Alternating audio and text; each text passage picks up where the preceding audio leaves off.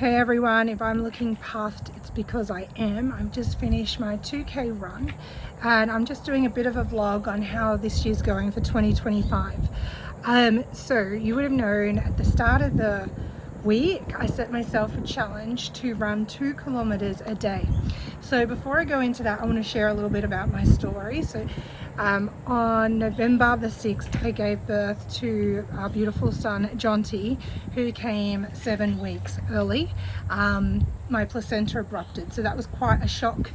And from there, I also had him in the NICU for 6 to 7 weeks in and out of hospitals, and well, in most of the time. And I found I actually gained more weight after the pregnancy, being stressed and in that environment. See, I was sitting at his crib. I couldn't touch my child for 10 days. I was sitting at his crib literally from 7 in the morning till about 10 p.m. every night, leaving on just junk. I remember there was one night I had Nutrigrain for dinner. I just did not care about myself, and for someone that's always cared about health and wellness, this was a big shock to my system. My cortisol levels were high. They're still high, if I'm to be honest, and all I could think about was my baby, which is pretty normal, I think, for any mother going through, or parent going through that. So that got me to where I am now, at the biggest I've ever been in my life. So I'm just going to step back and so you can see where I'm at. Hang on, let's just put this camera back a little bit more. Okay, so you can kind of see I've got the mum pouch going on. I've always had quite big arms, but they've got quite a lot bigger back.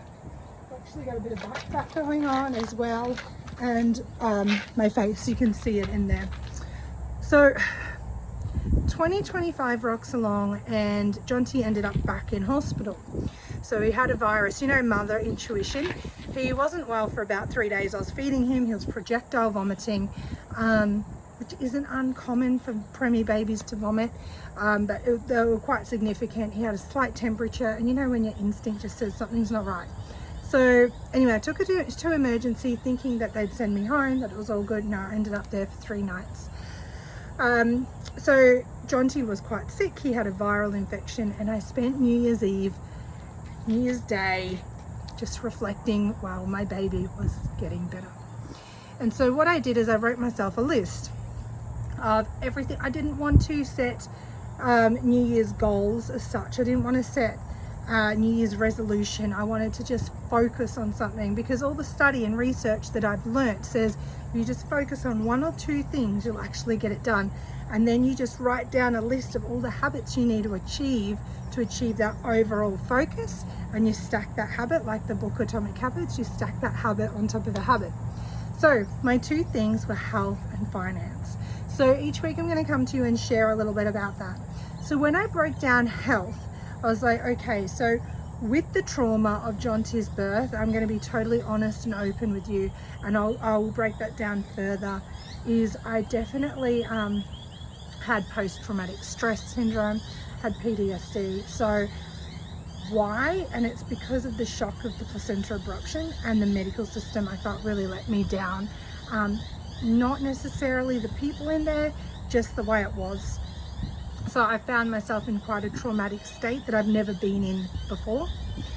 So what happened is, after I had Jonty, within that 24 hours, we went from all happy to being woken up saying our son was in a critical stage. He had to be rescued.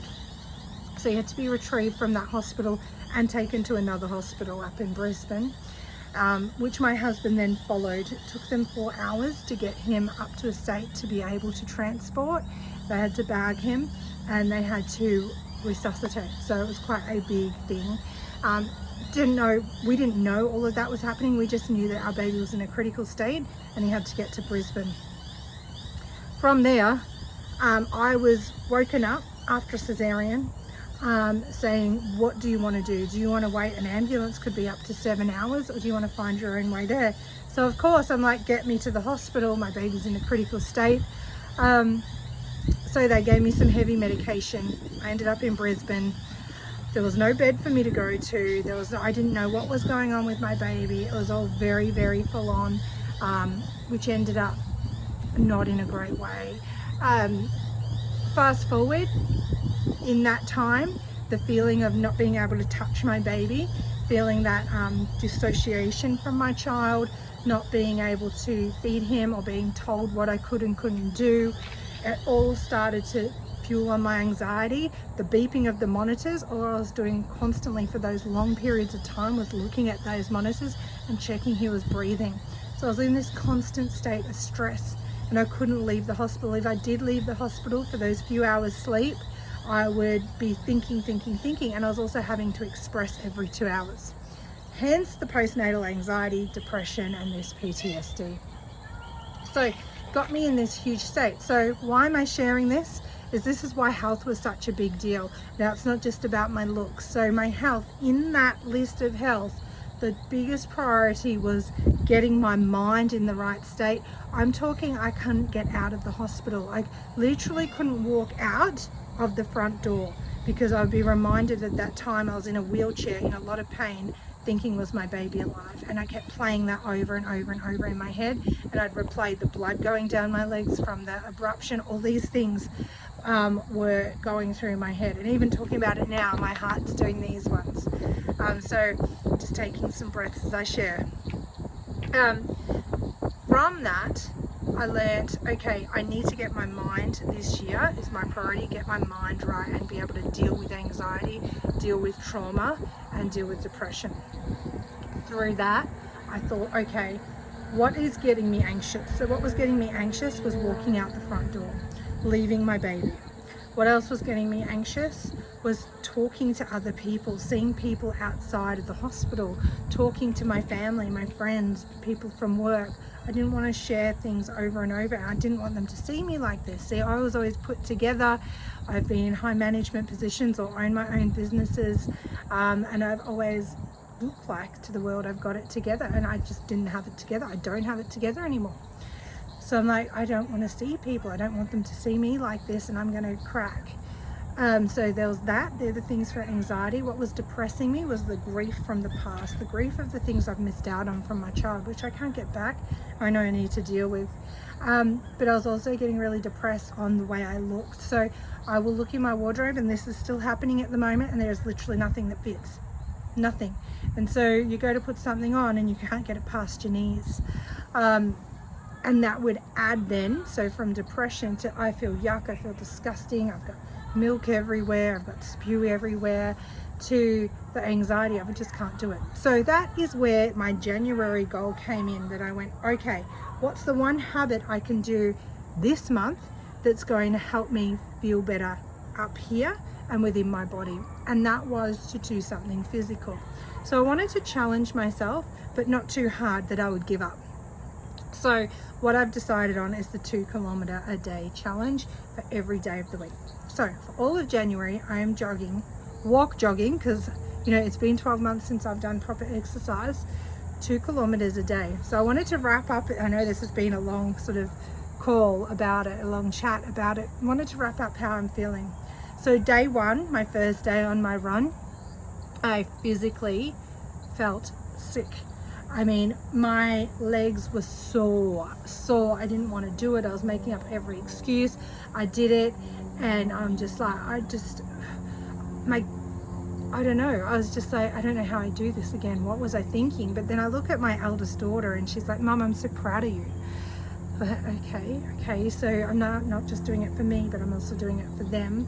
All right, so I'll try again. The next morning I've woken up, I've got a double-story townhouse, I can hardly walk up the stairs, my legs are in so much pain, and I'm laughing at myself going, you did a marathon 7 or 8 years ago, and now you can't even run 2 kilometers. So that's the negative headspace I was in on day 2. But that evening I pushed myself. Now what helped is I met another mum in NICU who I've become friends with, keeping accountability, sending her the photos, and knowing that she was going to have to do it, so I had to do it. Now I am 9 weeks post cesarean, so I am slower. So I just went out and did it, but this time I put a podcast on, and what I've realized, if I just listen to something and put one foot in front of the other, I eventually get to the 2 kilometers. Day 3 I was feeling really good. I'm like, right, I can do this. I gotta get time for my run. My baby wasn't behaving, so I had to do it with him. And that actually helped with that last bit of anxiety, like bringing him with me. Okay, so I can do this, and logging it. And I started to start posting about this on social media now and going, you know, this is what I'm doing.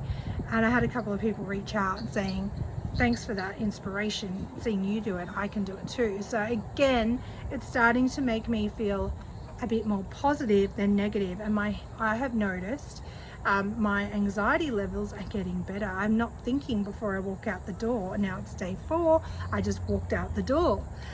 So let's fast forward. We are now at day 7. Day 7, I don't know if you can hear it in my voice, I'm still out of puff. It is still hard. I've got this niggle in my ankle. My hips are sore. I feel like I need a good massage. I need to learn how to stretch. I've got all of these things, but I am so happy. I'm happy that I'm moving. I'm happy, I'm more positive. I feel like my relationship has taken a bit of a switch. I'm happier and nicer towards my husband. There's been less meltdowns. Still hasn't been about my clothing, but now I feel like I'm at a stage that I can start researching a little bit more about, okay, next month, what can I consume? What can I eat better to make me feel better? This month, like I said, that small habit is just my 2Ks a day. So that's what I've been doing for my health. For my finance, I actually went, okay, for finance, I've got to do a few things. So I need to overlook my budget and go, okay, I know I'm in a deficit at the moment because I'm not working. So what can I do, and what sources of income can I find to be able to balance that, and what can I do over the next 6 weeks? What can I plan? What can I do to be able to not go back to work straight away? Not do these things straight away. So that made me circle around you know, all the things I have done and what I haven't done. So I've gone back as an entrepreneur and looked at the businesses I've owned. I've looked at the jobs I've had. I've thought long and hard about going back to study, and what I'm thinking is there might be several little things I might be doing, but for this month what I'm focusing on is the online wellness space, because the wellness industry is growing a lot in 2025. People are looking at that, and it aligns more with my goals on health. So if I can marry my finance with my health goal, I feel that's a win-win. So I am looking at working back into my online wellness store, and I've started to rejig my website, so that's really cool. And next week I'll be talking to people who want to be working in that space as well, looking at how we can work together, be accountable, coaching them, and actually getting my confidence back again as well. So that's where we're at for week 1. Stay tuned for week 2 video. Hopefully I'm looking a little bit more toned and my mental space is a bit better. Maybe my times, I don't know what a week can do. So stay tuned, make sure you subscribe, and we will chat soon. Bye.